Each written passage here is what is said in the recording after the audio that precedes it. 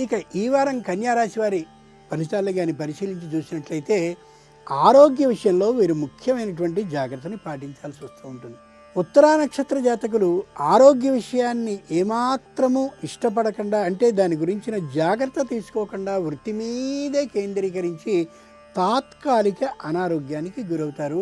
వైద్య సేవ, ఔషధ సేవ అవసరం ఉండదు, కానీ మానసికమైన భయం మాత్రం వాళ్ళకి కలిగించే వారం ఇది.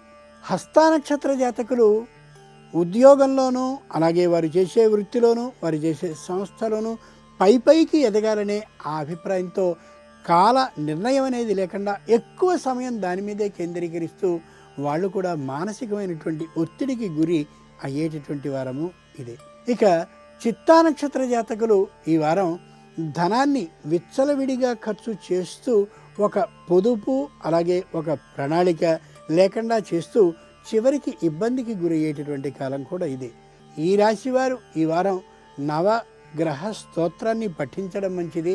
వినాయక చవితి వస్తుంది కాబట్టి ఆ వినాయకుడికి సంబంధించిన పూజా ద్రవ్యాలు ఏమున్నాయో ఆ ద్రవ్యాలని 16 కుటుంబాలకి నేను సమర్పిస్తారని ముందే వాళ్ళకి తెలియజేసి పూజా ద్రవ్యాలని వారికి సమర్పించడం ఈ విఘ్నాలు, ఈ నిందలు తొలగడానికి సరైనటువంటి మార్గం.